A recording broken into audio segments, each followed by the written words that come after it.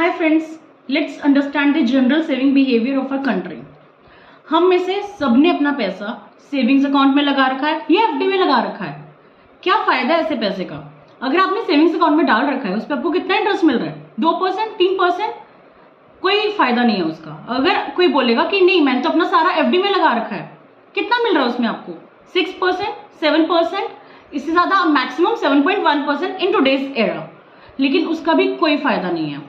कोई बोलेगा नहीं नहीं रितिका, मैंने तो अपना सारा अमाउंट गवर्नमेंट स्कीम्स में लगा रखा है, गवर्नमेंट बॉन्ड्स में लगा रखा है या फिर इंश्योरेंस प्रोडक्ट्स में लगा रखा है।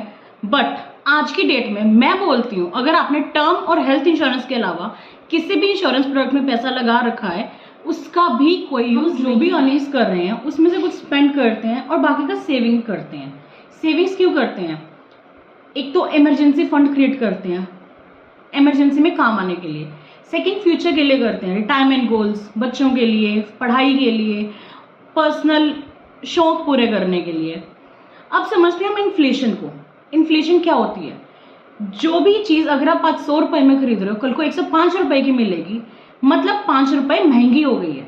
5 रुपए का इन्फ्लेशन हो गया उसके प्राइस में, और टेक्निकली कह सकते हैं तो 5% इन्फ्लेशन हो गया। कल को वो 120 रुपए की मिलेगी, मतलब उसमें 20% का इन्फ्लेशन हो गया। इन्फ्लेशन दो तरह की होती है। पहली जो गवर्नमेंट देती है पेट्रोल, सब्जी, दाल, रोटी जैसी चीजों पे, बेसिक चीजों पे, जो कि उनके डाटा के अकॉर्डिंग 6 to 7% रहता है। तो बेसिक इन्फ्लेशन 6 to 7%। दूसरा इन्फ्लेशन आता है जो गवर्नमेंट कवर नहीं करती है, जैसे कि एजुकेशन इन्फ्लेशन। गवर्नमेंट सेज कि गवर्नमेंट स्कूल है उसमें आओ और पढ़ो, बट नहीं, we go to private schools. Private school का inflation is approximately 15-20%। Hospitals, medical inflation. Government has medical hospitals. It doesn't cover medical inflation. But private hospitals में medical inflation is 15% as of now. Third, कपड़ों का inflation, जूतों का inflation government नहीं cover करती है। कोई नॉन ब्रांडेड पहनता है, कोई 1000 के पहनता है तो कोई 10,000 के पहनता है। हर एक की पर्सनल चॉइसेस रहती हैं और पर्सनल प्रायोरिटीज रहती हैं। गवर्नमेंट ये सब कवर नहीं। अब बात करते हैं लाइफस्टाइल इन्फ्लेशन की, द मोस्ट इंपॉर्टेंट वन। किस तरह से आप रहते हो। हमें हर साल इंटरनेशनल ट्रिप्स पे जाना है, एक बार नहीं 2 बार जाना है। हमारे पेरेंट्स, ग्रैंड पेरेंट्स क्या करते थे, साल 2 साल में कभी एक बार चले गए, नहीं भी गए तो भी ठीक था, लेकिन हमें जाना ही। हर टाइम महंगे कपड़े चाहिए, ब्रांडेड कपड़े चाहिए। साल में एक बार या 2 बार नहीं, हर महीने हम मॉल्स में जाते हैं और स्पेंड करते हैं, अपने शौक पूरे करते हैं। लेकिन पुराने टाइम में हमारे बड़े बुजुर्ग कभी त्योहारों पे या साल में एक आधी बार लेते थे। इसे कहते हैं लाइफस्टाइल इन्फ्लेशन। आज की डेट में हमारे घर में हर एक से एक ब्रांड मिलता है आपको, छोटी से बड़ी चीज, एक नहीं 10 तरह की चीजें मिलेंगी। हर एक के पर्सनल शैम्पू होंगे, पर्सनल साबुन होंगे, सबके पर्सनल एक्सेसरीज होंगी। इसे कहते हैं लाइफस्टाइल इन्फ्लेशन। सारे इन्फ्लेशन मिलाकर हम इजिली कह सकते हैं कि 10 to 12% ओवरऑल इन्फ्लेशन कंट्री में हो रहा है। 12% लेके चल रहे हैं इन्फ्लेशन। आपके खर्चे हर साल 12% से बढ़ेंगे, मतलब आपकी सेविंग्स भी 12% से बढ़नी चाहिए। बट क्या ऐसा हो रहा है? आप अपने आप से पूछिए और एनालाइज। अगर हम कहते हैं कि हमारे पास 1 लाख रुपया कैश पड़ा है, हमारे घर में पड़ा है, हमारे लॉकर में पड़ा है, उसकी वैल्यू डिक्रीज हो रही है हर आने वाले साल के साथ 12% से। अगर आप 1 लाख में आज कुछ ले पा रहे हो, कल की डेट में आपको वही चीज खरीदने के लिए 1,12,000 रुपए चाहिए होंगे। मतलब आपका जो कैश पड़ा है आपके पास, वो 12% से अपनी वैल्यू लूज कर रहा है। अब कोई बोलेगा कि नहीं मेरा तो सेविंग्स अकाउंट में पड़ा है। सेविंग्स अकाउंट में कितना मिल रहा है आपको? 2% या मैक्सिमम 3% ही तो मिल रहा है। उसमें भी इन्फ्लेशन को बीट कर रहा है क्या वो? 12% इन्फ्लेशन और 3% इंक्रीज हो रहा है, फिर भी 9% आपका वैल्यू अपना हो रहा है लूज, पैसा आपका लूज कर रहा है वैल्यू। अब कोई बोलेगा नहीं नहीं मैं तो एफडी करा रखी है आज की डेट में, पर एफडी में कितना मिल रहा है? 7.1% मैक्सिमम मिल रहा है। सीनियर सिटीजन मान के चलो तो 1-1.5% एक्स्ट्रा मिल रहा है, वो भी 12% से कितना कम है। उसमें भी कहीं ना कहीं आप इन्फ्लेशन को बीट नहीं कर पा रहे हो।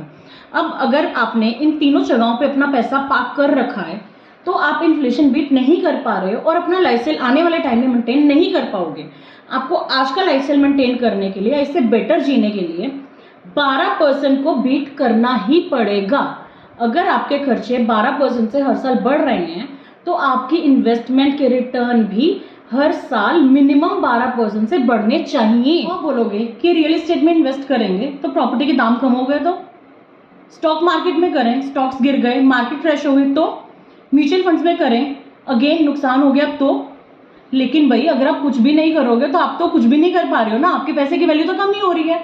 प्रॉपर्टी खरीद रहे हो, प्रॉपर्टी के दाम बढ़ भी तो सकते हैं, आपको फायदा या नुकसान दोनों हो सकते हैं। मार्केट में इन्वेस्ट करोगे, म्यूचुअल फंड्स में इन्वेस्ट करोगे, कम भी हो सकता है, बढ़ भी सकता है, बढ़ने की भी प्रोबेबिलिटी है ना। लेकिन कैश रखोगे, एफडी में रखोगे, वहां तो नुकसान ही नुकसान है, वहां पे प्रोबेबिलिटी तो है फायदे की, नुकसान से तो बेटर ही है। अब ये बात अगर आपने समझ ली, मतलब आप समझ गए हाउ इन्वेस्टमेंट्स वर्क, आज की डेट में जो ये समझ गया वो अमीर बन रहा है, और जो नहीं समझा वो गरीब ही रहेंगे कि हमने तो कभी इन्फ्लेशन पढ़ा ही नहीं, हमें तो किसी ने बताया ही नहीं कि बैंक में, एफडी में या सेविंग्स अकाउंट में कहीं भी पैसा रखेंगे, कैश रखेंगे, वो ऐसे डिस्ट्रॉय होती है उसकी वैल्यू। पर आज आपको पता लग रही है। Take a step towards starting your financial journey.